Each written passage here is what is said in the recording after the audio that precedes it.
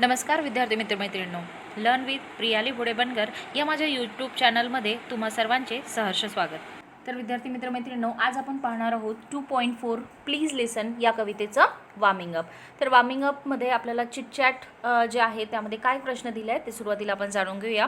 बघा, आपला पहिला प्रश्न आहे, what makes you laugh, what makes you angry, what makes you sad and what makes you happy. म्हणजे कुठली गोष्ट जी आहे ती तुम्हाला हसवते, कुठल्या गोष्टीचा तुम्हाला राग येतो, कुठल्या गोष्टीने तुम्ही दुःखी होता आणि कुठल्या गोष्टीने तुम्हाला आनंद होतो. तर अशा प्रकारे आपल्याला इथे 4 प्रश्न विचारलेले आहे. जाणून घेऊया या 4ही प्रश्नांची उत्तरे. तर आपल्या पहिल्या प्रश्नाचं उत्तर आपण या प्रकारे लिहू शकतो, when I watch comedy show on TV it makes me laugh. आता याचं उत्तर तुम्ही परत दुसऱ्या प्रकारे सुद्धा लिहू शकता. बघा, आपल्याला बऱ्याच जणांना जे आहे कार्टून मूवी आहे किंवा कार्टून जे सिरियल आहे वेगवेगळे आपल्या टीव्हीवर असतात, तर ते पाहिले तर आपल्याला हसायला येतं. आपण त्याविषयी सुद्धा लिहू शकतो. बघा, उत्तर कसं असू शकतं, when I watch cartoon shows on TV it makes me laugh. ठीक आहे. अदरवाईज तुम्ही हे सुद्धा उत्तर लिहू शकता, when I watch comedy show on TV it makes me laugh. आपला सेकंड क्वेश्चन आहे बघा, व्हॉट मेक्स यू अँग्री. आता तुम्हाला कुठली गोष्ट जी आहे ती राग आणते किंवा कुठल्या गोष्टीवर तुम्हाला चिड येते, राग येते. तर बघा, आन्सर आपण काय लिहू, Wien someone lying or cheating with me it makes me angry. जेव्हा एखादी व्यक्ती जी आहे ती माझ्याशी खोटं बोलते किंवा मला माझी फसवणूक करते, तेव्हा मला फार राग येतो. नेक्स्ट बघा, व्हॉट मेक्स यू सॅड. म्हणजे कुठल्या गोष्ट जी आहे ती तुम्हाला दुःखी बनवते. तर या प्रश्नाचं उत्तर आपण या प्रकारे लिहू शकतो. बघा, when I see old people working hard it makes me sad. म्हणजे जेव्हा खूप वयोवृद्ध असे जे व्यक्ती असतात ते फार कष्टाची कामे करताना दिसतात, तेव्हा मला फार दुःख होते. Next, what makes you happy. म्हणजे कुठल्या गोष्टीने तुम्हाला आनंद होतो. तर Wien I get good marks in exam it makes me happy. म्हणजे जेव्हा मला चांगले गुण मिळतील किंवा चांगले एक्झाममध्ये जेव्हा चांगले गुण मार्क्स जे आहे ते स्कोअर होतात, तेव्हा मला काय होतं, खूप जास्त आनंद होतो. आता इथे तुम्ही परत वेगवेगळ्या प्रकारचे जे आहे उत्तरं लिहू शकता. When I get gift from my parents. जेव्हा मला एखादी भेटवस्तू मिळते. किंवा when I meet to my friend at that time it means at that time I am very happy. अशा प्रकारचे तुम्ही उत्तरं जे आहे वेगवेगळे तुमचे जे आहे ते रिप्लाय असू शकतात. ठीक आहे. तर अशा प्रकारे आपण इथे आपले 4ही प्रश्न बघितलेले आहे. वळूया आपल्या पुढल्या प्रश्नाकडे, दॅट इज 20 क्वेश्चन. ठीक आहे. आता इथे 20 क्वेश्चन नावाची एक आपल्याला ॲक्टिव्हिटी दिली आहे आणि त्या ॲक्टिव्हिटी अंतर्गत आपल्याला कुठला प्रश्न दिला आहे ते सुरुवातीला आपण जाणून घेऊया. बघा, इथे म्हटलेलं आहे, form a group of 6 to 8 student. ठीक आहे. म्हणजे आता ही आपली जी नेहमीची आहे ती ॲक्टिव्हिटी असते. तर आता काय करायचं आहे, 6 ते 8 जणांचा ग्रुप आपल्याला फॉर्म करायचा आहे. नेक्स्ट बघा, 1 पर्सन. आता त्यातील एक लीडर राहील. Choose 1 item. आणि तो काय करेल, एखादी आयटम निवडेल. आता आयटम कुठल्या प्रकारचं बघा, a picture, a paragraph or a lesson from any one of the 9th standard textbook and write the reference on the slip or a paper and fold it. तर काय करणार आहे, आपला जो लीडर राहील तर तो काय करेल, 9वी जे आहे तर टेक्स्टबुकमधील एखादी चित्र, एखादा पॅरेग्राफ किंवा एखादी लेसन जे आहे, ठीक आहे, त्याची निवड करेल. आणि मग काय करेल, ते लिहून त्या कागदावर लिहून एका कागदाच्या तुकड्यावर लिहून त्याला फोल्ड करायचे, म्हणजे घडी घालायची. Other ask him or her question and try to guess what it is.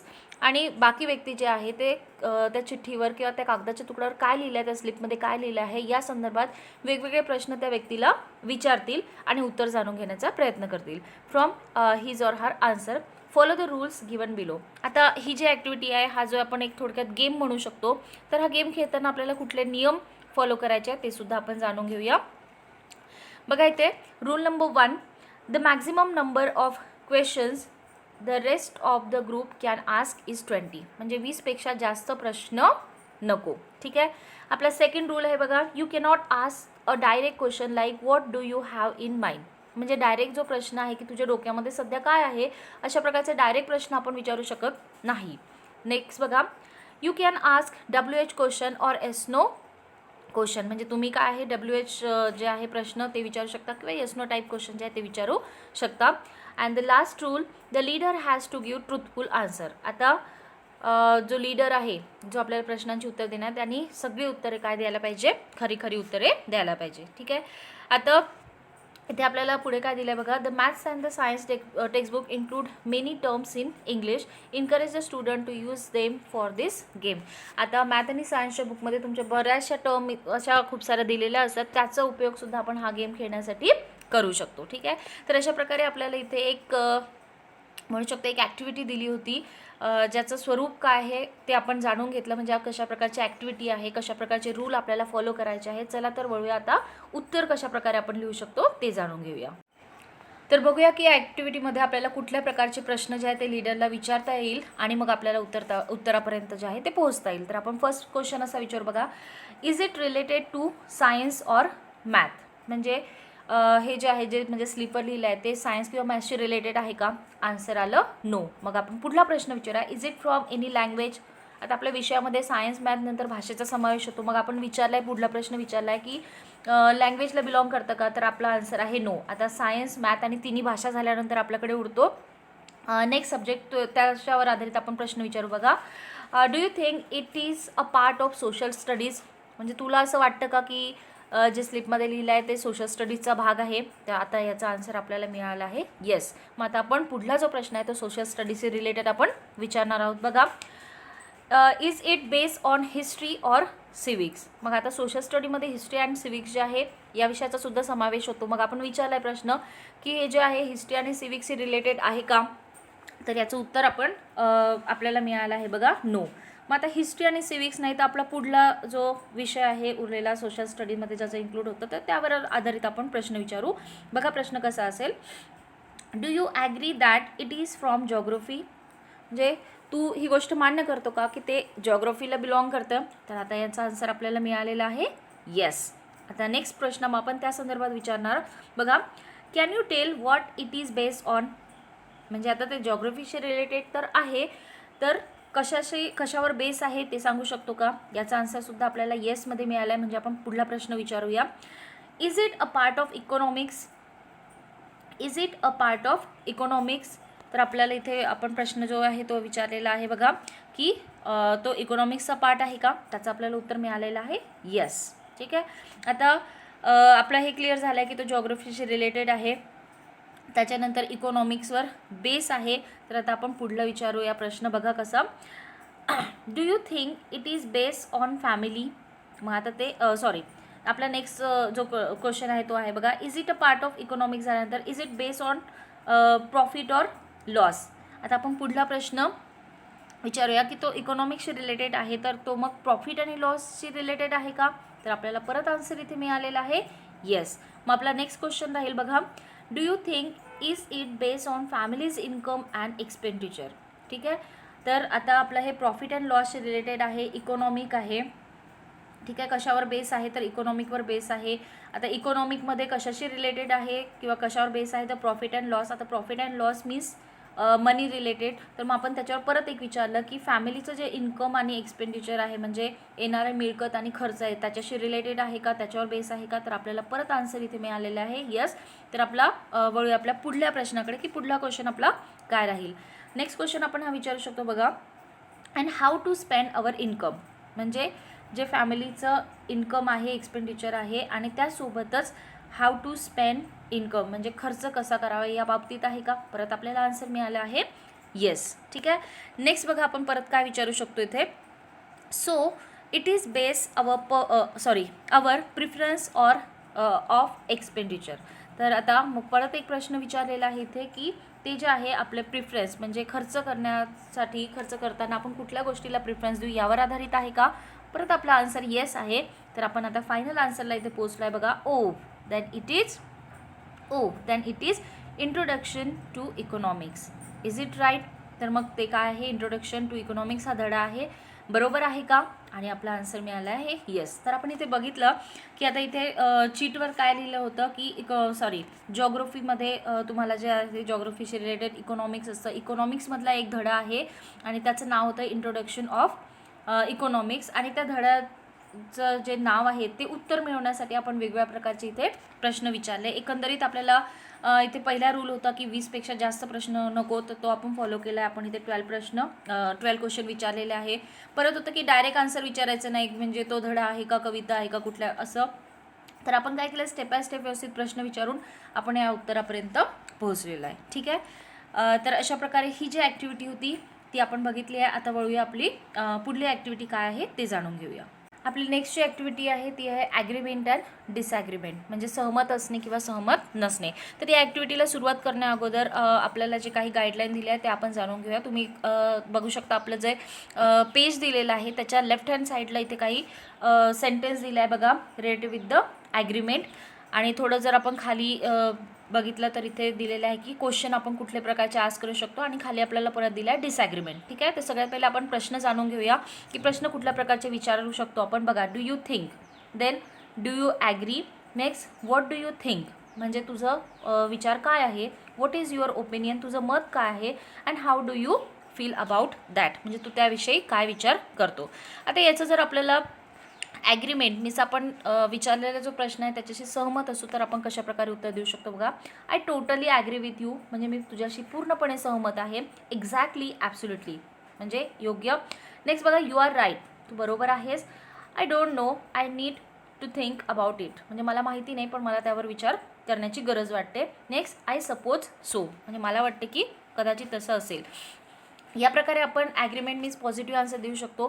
त्याचप्रकारे एखाद्या गोष्टीवर आपण सहमत नसू पण शकतो, आणि अशा वेळेस आपण डिसॲग्रीमेंटचे सेंटेन्स किंवा डिसॲग्रीमेंट शो करणारे उत्तर काय देऊ शकतो ते जाणून घेऊया. बघा, no, I don't think so, नाही मला तसं नाही वाटत. नेक्स्ट बघा, आय टोटली डिसॲग्री, म्हणजे मी पूर्णपणे असहमत आहे. नॉट नेसेसरीली, म्हणजे गरजेचं नाही. I am not sure about that, म्हणजे मी त्या बाबतीत शुअर नाही. And let's agree to disagree. तर अशा प्रकारे आपण ॲग्री असतानाचे, डिसॲग्रीमेंटचे, ॲग्रीमेंटचे दोन्ही आपण आन्सर बघितले आहे. प्लस आपण क्वेश्चन कशा प्रकारे विचारू शकतो ते या संदर्भात आपल्याला जे पुस्तकात गाईडलाईन दिलं होतं ते आपण जाणून घेतले आहे. आता वळूया की आपल्याला एक्झॅक्टली ॲक्टिव्हिटीमध्ये काय सांगितलं आहे. बघा, see form pairs, list the thing on which you have the same opinion and also the one on which you have the different opinion. म्हणजे तुम्हाला काय करायचं आहे, एक जोडे बनवायचे आहे, काही गोष्टींची यादी करायची आहे ज्या गोष्टींसंदर्भात तुमचं ओपिनियन जे आहे ते डिफरंट आहे किंवा तुमचं जे ओपिनियन आहे ते सेम आहे. Okay, then prepare a list of the 10 thing in all and see how far you agree and disagree with your friend. आणि मग तुम्हाला काय करायचे, अशा 10 गोष्टींची यादी तयार करायची आणि त्या गोष्टीवर तुम्ही ॲग्री आहात की नाही ते तुम्हाला काय करायचं आहे, इथे लिहायचं आहे. Next, some useful phrases are given alongside, म्हणजे आता तुम्हाला काही गोष्टींची इथे मदतसुद्धा होऊ शकते, त्या गोष्टी इथे दिलेल्या आहे. बघा, यू कुड टॉक अबाउट, तुम्ही कशाविषयी बोलू शकता. बघा, clothes, latest fashion, the performance of the sportsman and women. तर स्पोर्टमॅन जे असतात, स्पोर्टमॅन अँड स्पोर्ट वुमेन जे असतात त्यांच्या परफॉर्मन्सबद्दल तुम्ही डिस्कस करू शकता. Traffic and transport in your area, then cleanliness and the hygiene in your area, future occupation and career. Next, latest news and item, TV program, any subject of your choice, or mobile app and any subject of your choice. तर इथे एकंदरीत आपल्याला काही suggestion दिले आहे विषयाबाबत की कुठले विषय, कुठले टॉपिक जो आहे तो तुम्ही सिलेक्ट करू शकता, आणि त्या आधारे मग आपल्याला काय करायचं आहे, 10 पॉईंट तयार करून त्यावर आपल्याला ॲग्री आणि डिसॲग्री असे दोन्ही पॉईंट जे आहेत ते बघायचे. चला तर मग आपण उत्तराला सुरुवात करूया. तर आपल्याला सजेस्ट केलेल्या टॉपिकपैकी performance of sport men and sport women जे आहे तो टॉपिक आपण सिलेक्ट केला आहे. आता त्या संदर्भात आपले काय पॉईंट्स जे आहेत ते आपल्याला डिस्कस करता येईल ते जाणून घेऊया. फर्स्ट पॉईंट आहे बघा, फॅमिली बॅकग्राऊंड. ठीक आहे. आता फॅमिली बॅकग्राऊंडबद्दल ओपिनियन जे आहे ते आपण दोन्ही ओपिनियन इथे जाणून घेणार आहोत. फर्स्ट बघा, ॲग्रीमेंट, अँड दुसरा जे पॉईंट आहे तो आहे डिसॲग्रीमेंट. आता फॅमिली बॅकग्राऊंड जे आहे ते इम्पॉर्टंट आहे का, तर ॲग्रीमेंट जे आहे ते शो करणारं सेंटेन्स आहे बघा, it's important, family background is important. आता डिसॲग्रीमेंटचं सेंटेन्स काय आहे, no, I don't think so, मला नाही वाटत की फॅमिली बॅकग्राऊंड इम्पॉर्टंट आहे. आपला सेकंड जो टॉपिक आहे तो आहे बघा, बेसिक स्किल. आता त्याशी रिलेटेड बेसिक स्किलवर आपलं ॲग्रीमेंट आणि डिसॲग्रीमेंटचं आपण ओपिनियन जाणून घेऊया. बघा, I totally agree with it, म्हणजे जे परफॉर्मन्स आहे स्पोर्ट पर्सनचं त्यासाठी बेसिक स्किल असणं गरजेचं आहे असं माझं स्पष्ट मत आहे. नेक्स्ट बघा, no, some skills can be improve. आता डिसॲग्रीमेंटचं सेंटेन्स काय आहे की नाही, मला असं वाटत नाही की बेसिक स्किल असणं गरजेचं आहे, आपण स्किल डेव्हलपसुद्धा करू शकतो. नेक्स्ट बघा, आपला थर्ड पॉईंट इथे काय दिलेला आहे, दॅट इज इंटरेस्ट. म्हणजे एखाद्या गोष्टीमध्ये जे आहे आवड असणे जे आहे ते गरजेचं आहे का स्पोर्ट पर्सनच्या परफॉर्मन्ससाठी. तर याचं उत्तर बघा, दॅट्स व्हेरी इम्पॉर्टंट. म्हणजे खरंच ते खूप गरजेचं आहे. आता इथे सुद्धा काय आहे, आय ॲग्री विथ यू. म्हणजे ही गोष्ट खरंच गरजेची आहे. दोन्ही पॉईंटमध्ये आपलं पॉझिटिव्ह आन्सर आहे. नेक्स्ट बघा, कोचिंग. तर कोचिंग जे आहे त्याबाबतचं ॲग्रीमेंट अँड डिसॲग्रीमेंटचं ओपिनियन जे आहे ते आपण बघूया. I agree with it is necessary. म्हणजे मी सहमत आहे की कोचिंग जे आहे ते अतिशय गरजेचं आहे. नेक्स्ट बघा, ॲब्सोल्युटली इट इज नेसेसरी. डिसॲग्रीमेंटच्या कॉलममध्ये सुद्धा आपण हे आन्सर लिहू की कोचिंग काय आहे, खरंच गरजेचं आहे. फॅमिली सपोर्ट, आता फॅमिली सपोर्टशी रिलेटेड ॲग्रीमेंट या कॉलममध्ये काय लिहू शकतो बघा, I think for woman it is necessary. म्हणजे मला वाटते की वुमेनसाठी जे आहे स्त्रियांसाठी ते गरजेचं आहे. डिसॲग्रीमेंटमध्ये बघा, no I don't think so. नाही, मला तसं नाही वाटत. Even men need family support. म्हणजे जे मेन आहे त्यांनासुद्धा फॅमिली सपोर्टची गरज आहे. नेक्स्ट बघा, रेग्युलर प्रॅक्टिस. आता रेग्युलर प्रॅक्टिस बाबतचं जे ओपिनियन आहे ते बघूया. Yes, it's very important. म्हणजे खरंच ते गरजेचं आहे. डिसॲग्रीमेंटमध्ये सुद्धा आपण हे लिहू शकतो बघा, ॲब्सोल्युटली नेसेसरी, कारण ते खरंच गरजेचं आहे. नेक्स्ट बघा, कोच फेवर. म्हणजे कोच जे आहे आपल्याला जे ट्रेनिंग देतात किंवा जे शिकवतात त्यांचे फेवर असणं जे आहे, त्यांची मर्जी असणं गरजेचं आहे का, त्याबाबत बघा, no I don't think so. नाही, मला तसं वाटत नाही. I think it necessary sometime. आणि ते डिसॲग्रीमेंटमध्ये म्हटलं आहे की कधी कधी ते गरजेचं असतं. ओके. नेक्स्ट पॉईंट बघा, knowledge, tricks and tactic of the game. म्हणजे ज्ञान असणं, ट्रिक्स किंवा टॅक्टिक जे आहे त्या गेमच्या माहिती असणं गरजेचं आहे का, तर बघा, ॲब्सोल्युटली नेसेसरी. खरंच ते गरजेचं आहे. I totally agree with you. म्हणजे मी सुद्धा या मताशी सहमत आहे. ओके. नेक्स्ट बघा, फिजिकल फिटनेस. आता फिजिकल फिटनेसविषयी आपण इथे ॲग्री अँड डिसॲग्रीमध्ये काय लिहू शकतो बघा, yes for women it's more important. म्हणजे विमेनसाठी ते खूप जास्त महत्त्वाचं आहे.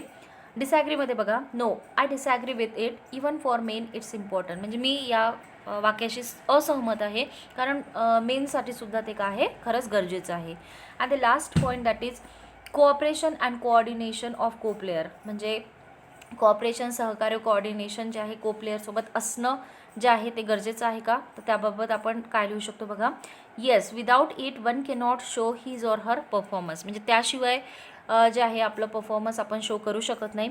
I am not sure about it. आता डिसॲग्रीमेंटमध्ये इथे आपण म्हणू शकतो की मी त्याबाबत नक्की काहीही बोलू शकत नाही. म्हणजे इथे द्विधा मनस्थिती आहे की येस आन्सरसुद्धा असू शकतं, नो आन्सरसुद्धा असू शकतं, आणि मग त्यामुळे आपण इथे म्हणू शकतो की I am not sure about it.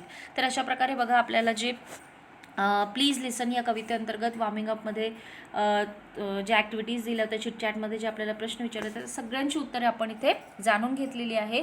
आणि आपलं हे जे वॉर्मिंग अप आहे त्यातील प्रश्न उत्तरे जे आहेत ते आता आपले इथे संपत आहेत. लवकरच भेटूया आपल्या पुढील व्हिडिओमध्ये. या प्रश्नासंबंधी जर तुमच्या काही क्वेरीज असतील, काही प्रश्न असतील तर कमेंट बॉक्समध्ये नक्की कमेंट्स करा. व्हिडिओ आवडल्यास तुमच्या मित्रांना शेअर करा, जेणेकरून या व्हिडिओचा उपयोग इतरही विद्यार्थ्यांना घेता येईल. आणि माझे जे अपकमिंग व्हिडिओज आहे, नेक्स्ट व्हिडिओज आहे, त्याचे टाइमली नोटिफिकेशन मिळवण्यासाठी माझ्या चॅनलला सबस्क्राईब नक्की करा. थँक्यू.